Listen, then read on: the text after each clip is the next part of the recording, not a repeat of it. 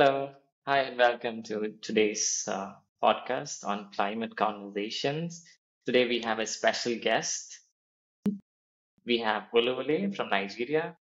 Wole is a sustainability and development strategist, a writer, a photographer with experience in designing and executing green projects and integrating sustainability ESG practices into business and nonprofit operations. He holds a master's degree in sustainability studies from Ben Gurion University in Tel Aviv and is also a member of the Youngo Adaptation Working Group, the World Economic Forum's Global Shapers, and Climate Reality Shaper. Namaste and welcome to this podcast, Uluvare by me. I I'm fine, thank you. Hi, Achuth. It's a Awesome. pleasure to be on the episode, and it's a great initiative, and I look forward to the conversation.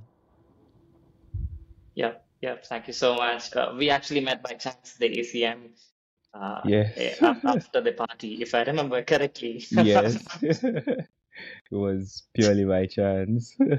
Yeah, yeah. Thank you, Olivia, for your time and coming for this conversations that we have. So, starting off, I wanted to start off by talking about sustainability consulting. You are an academic. You studied sustainability studies. You also practice in the area of sustainability consulting. How does sustainability consulting intersect with addressing climate issues? Thank you, Achuth, and it's a pleasure once again to be on the podcast and share my ideas. Um, I think I'll start a bit about my background before sort of trying to answer your question. Growing up, I've always been passionate about the environment, about uh, the beauty and the natural environment, especially the natural environment. Really appreciate green vegetation and just lush sceneries and enjoying um, just the peace that comes with nature. I think it's also because I grew up in a small town, so there were a lot of trees, a lot of gardens and forest around. So I think that sparked my interest in issues relating to the environment, and I went on to study urban and regional planning, which gave me the academic, background into issues of conservation, environmental management, and sustainability. And it made me understand that we as humans are the custodian of the environment, and we have a huge role to play in shaping what the environment looks like, and the responsibilities on us to make sure we use the resources and sort of design with the environment and not against it. And I think that was where my interest in sustainability started. So after my first degree, I, you know, did some volunteering with a few organizations, which made me really appreciate the work people in the environmental space do. And it was just the perfect way to start my career in this. Then I joined an organization in Abuja, which is Nigeria's capital. And that was where my background in sustainability consulting started, working majorly to sort of firstly increase interest around sustainability, both on the government and private side of things, and also for renewable energy integration, because we were big on renewables and how it plays a huge role in the global energy transition, and also to meet peculiar local needs of addressing energy poverty and the inaccessibility to electricity. So I think the intersection with the whole climate issue is the realization that we must begin to rethink our practices, and also um, rethink how we, design, innovate, and execute projects around with and around nature and the environment. And as consultants, we have a role to sort of, advise, um, provide the factual analysis, sort of engage the stakeholders to come together and play a role. And that was majorly the work I did, bringing people together to uh, begin to have awareness on this topic. How do we solve those problems? How do we localize these solutions to our own context? How do we also begin to think about the policies and the regulations around topics of, fossil fuel and transition into cleaner sources of energy? How can businesses begin to incorporate, renewable energy into their businesses or practices? And also, the data shows that in some cases, we see that it's profitable to just transition and begin to use clean energy as your um, source of power. And it is really important for people to see the business side, the business case of sustainability as well. And I think when people take these considerations into making informed business practices, it is for not just the good of the enterprise, but also the community at large and the world itself. Yeah, and I also see that on the policy side of things, there is also this interest by government working on a number of policy related projects, showing that government is also ready to see how, we can use the resources we have in a more sustainable and efficient manner and begin to take into consideration not just ourselves, but also future generations when planning for mega projects and seeing how that weighs in. And finally, I would say it's also another key way um, for in sustainability consulting that I've seen is more responsible investing, where investors, and this was also part of the work I did, investors are beginning to align with much more, align with environment, social and governance criteria, ESG, into their investment decisions to see, yes, there is a solid business case, they want to return on investment, but also considering that what does this business, what does this enterprise, what impact would it have on, the people, the environment? It might be good, but if it's not good for the environment and it's not socially viable, you see that responsible investors tend to sort of let such businesses go. So I think these are the ways I see the alignment with sustainability consulting and Yeah, climate totally, action. Thank totally. you. I think that's a very interesting perspective. You use the word sustainability. So it's actually sustainability on two fronts. Sustainability of the business organization, of the economic activity, ensuring that there is a viability in terms of business, and also ensuring that on the other side, on the ecological side, on the side of the planet, you ensure that there is fewer carbon emissions, you ensure that you have renewable sources of energy which is being utilized, and meeting the Yes. SDG of the United Nations. And also, we talked about inclusivity, inclusion of all the Yeah. population in these kinds of activities, if I remember in one of our conversations, which is also very profound. So, since I got you an expert over here for this conversation, I also wanted to understand what is green investments. So, what are the challenges and prospects on green investments? So, most of the people who are here on the podcast as listeners are probably laymen who are not aware of what green investments are. So, could you please tell us more on what green investments are and how, what are the challenges, especially considering you are from the African continent over there? Thank you, Achuth. And that's a very great question. And it's really important that you firstly, it comes from investment generally, where you sort of allocate financial resources to, a project, a company, a business idea. And the green aspect of things is just that you're looking at more sustainable and environmental conscious practices and technologies. So a green investment would go into sectors like renewable energy, electric vehicles, green buildings, go into climate adaptation and mitigation. And it's finance, but it's just going into, the green sectors of the society, and also to more nature conservation projects. So all this into reforestation campaigns. These are green investments. And relating to your question, that what are the challenges and prospects, especially on the African continent, I think generally it is the limited access to finance. Firstly, there is, compared to other continents, Africa still ranks low in finance generally, both finance from the continent and outside the continent.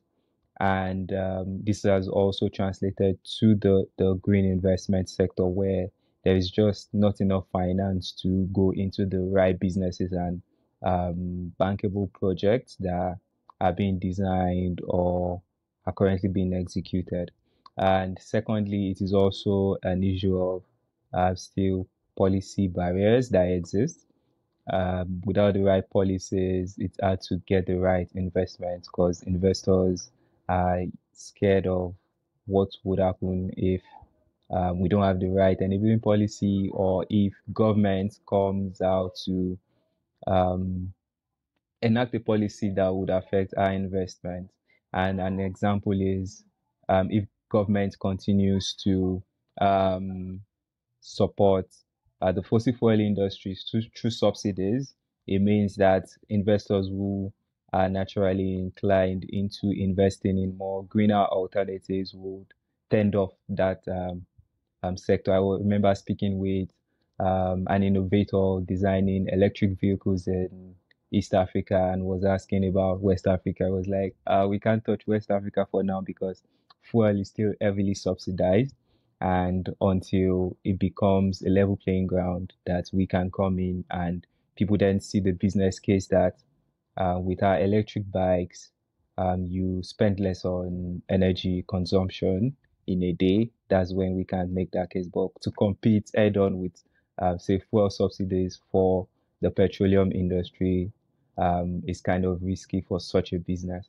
So this tells you how policy sort of shapes the general landscape. And I think, moving on to the prospect, it is just that whenever there is a challenge, we also think of solutions and what we can do. And I think it is just gradually embracing the number of innovative finance models to addressing this problem of limited financial resources for the green sector. And gradually, we're seeing an increase in impact investing, really focused on trying to scale various green projects. And these investors are big on the impact side. What impact would it have on people, especially people who are in last mile communities that, for instance, do not have access to reliable energy supply? And impact investors are willing to take a bet and take a risk on these businesses. Say, since we know the impact, the socioeconomic impact your project, your business has on the community, we are able to invest in you to make this happen. Also, government and private sector sort of embracing more um, public-private partnerships to execute various green projects, large utility scale solar. A colleague of mine is currently working on a project that would, which is more of a government public part, government private partnership to create utility scale solar farms in East Africa, which is such an interesting project. Anytime I get to speak with him and see what he's doing. Um, and recently, Nigeria, for instance, issued two series of green bonds, and it was government Wow. really trying to, yes, invest in clean energy project, nature projects, and some other African countries are doing the same. I think Kenya is also True, true. talking We have the about, same. yeah, We Kenya is have also something talking. similar over here. yes, Kenya is also trying to issue such bonds. Um, so yes, these are really interesting things we see. And the second case is the rise of innovative businesses, where we see that yes, the challenges posed by climate change would be severe on vulnerable communities, but it's also an opportunity to sort of think about how do we adapt with this. Take for instance, Pula Advisors, which is a startup based in East South Africa. I think headquarters is in Zambia, and what they are doing is to provide climate insurance for farmers who to help Wow. them sort of adapt to impact on of climate change on farm yields, which most of the projection shows that agricultural yields will be affected by a change in climate. And this is, a business idea to sort of say, how do we then help farmers adapt to this challenge, and how do we do this innovatively? And we are seeing a lot of businesses come up providing um, from insurance to hardware technologies and many other things to adapt to this impact and also mitigate um, greenhouse gas emissions. And I think thirdly, to answer the question, is the prospect of the private sector really playing an increased role. A lot of finance still comes as grants into the continent, mostly as grants. And I think beyond that, yes, the grants are needed, but beyond that is the use of capital, private capital through loans and other forms of investment, equities, and getting them into the right businesses and projects. And I saw a report from last year. We talked about how there is about um, uh, a I think it's $1 trillion worth of private capital on the continent, and it's left for us Wow. to begin to think on how do we begin to leverage this capital into greener sectors? How do we make investors see that um, I think it's time for to stop investing in fossil fuel projects and embrace renewables. And this is the work we all have to do, yourself, myself, trying to see how to get this finance into the right space that will have inclusive and equitable impact on our communities.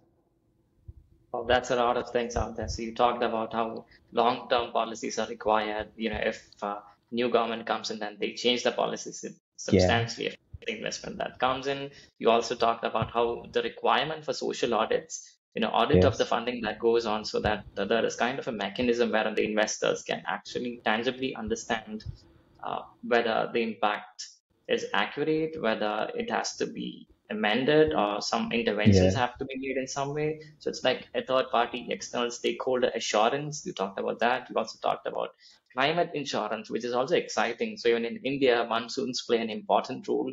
So if we have a bad monsoon, it even affects the stock markets. So again, Mm, that's yet another interesting insight that you just gave. And obviously the PPP model, in yeah. which we have to have more of private sector investment as well in order to leverage the whole growth in the space. Yes. Yes.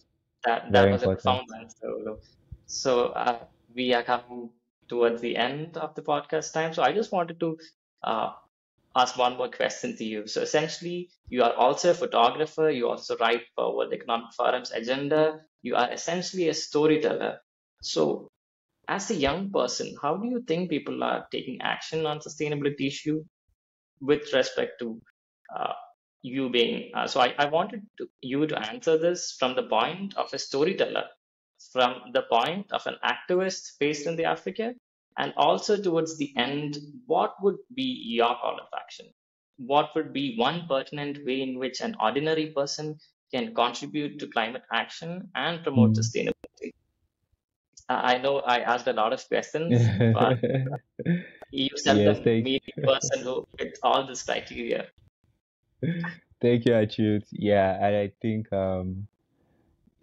I, yes, I'm a photographer, and it's something I do just to amplify stories that are important to me. I feel like photography and art in general is a way to talk about social issues and also environmental issues. So I think about a few years ago, I did a documentary around deforestation in the community I was in at that time, and it was just a story about we are gradually losing our forests, and we have to just do something about it because of the important role they play in the ecosystem. And I think that was just my own way of contributing to the conversation. And much more recently, I've been documenting the stories of informal waste workers and the role they play in our urban centers in attempting to keep them clean. And this work often goes unrecognized. So it's important that we continue to spotlight these issues that happen. And if we don't bring it to the fore for people to see that they happen, um, some people won't pay attention. They won't know until be like, oh, truly, we are losing our forest. We need to do something about it. And I think that's the work um, photography and writing can do to help people see what's happening within the society and begin to spur them to take action. And then that is why I do what I do with trying to write about these topics. Um, they're mostly around stories, things about the environment and more social issues. And from doing this, I met a lot of amazing young people within and outside Nigeria who are doing really great things. I belong to a number of these communities. We both belong to the Global Shapers community, and it's just great when I see how we all are taking action. And there was I think, a study that showed that um, young people are more interested in what political parties and political aspirants, what they are interested to do about issues relating to conservation, environmental degradation, and climate action, which is something they consider before electing these officials. It shows that there is this large awareness among young people, which is really inspiring for me as a young person. And it's just showing us that we are able to There is no come planet to, B, right? yes, yes, yes, right. We have to just come together and take action and move the needle. And I think the active participation by young people is so inspiring. I was at COP27, and it was just great to see young people within around corners. It was really hard to protest, to demonstrate in Egypt, but we could still see young people within the various zones coming together, trying to engage leaders and making their stance known to the decision makers that we just have to take action. And lastly, it is just participation where people just take action. And I see young people volunteering to say, "Oh, I want to do this." And they join organizations who are doing work in that area, and also just trying to. We talked about the innovative enterprises we are seeing, and a lot of young people are involved in that, having amazing social enterprises and startups trying to play a role in addressing things. So young people are really taking action, and it's so inspiring to see. And I think we can just do more and also hold our leaders accountable. And to your final question on a call to action, that's really there are a lot of things we have to do, but I think something that really inspires me is this saying that we have not inherited the earth from our parents, but we borrowed it from our children. So essentially, this earth is a loan from future generations. And if we change our view from seeing it as an inheritance, we can squander to a loan that we have to be responsible about. We will, I think that would make us um, take better action and I think that consciousness to be like, I must keep my environment clean. I must, you know, instead of if I can afford an electric vehicle and to reduce my ecological footprint, I should do that. Wow. If I can, yeah, donate to an environmental cause in my community, I can do that. Plant True. trees and So hold leaders essentially, it's accountable. it's like trusteeship. You would want to have Yeah, a trusteeship mentality. yep. So I think that would really change a lot of things we see going Awesome. on. So yes, that's what I would say. I think I would just summarize that in probably like two words, like two phrases. If not us, who? If not now, when? I mean, that was Yeah, a yeah. really Well amazing said. answer, Ulu. Yeah. No, no, no. I mean, you covered Thank all the you so much. aspects. You are a storyteller. You encourage people. You also write on agenda. You are an active participant on various issues in the African continent and Nigeria. So thank you so much for sparing your time talking to us. And I wish you all the best for your future endeavors. Thank you. Th- Thank you, Achuth. Thank you for hosting me. And I look forward to other episodes and to listen to great minds across the world. Yep, I'm just stopping it.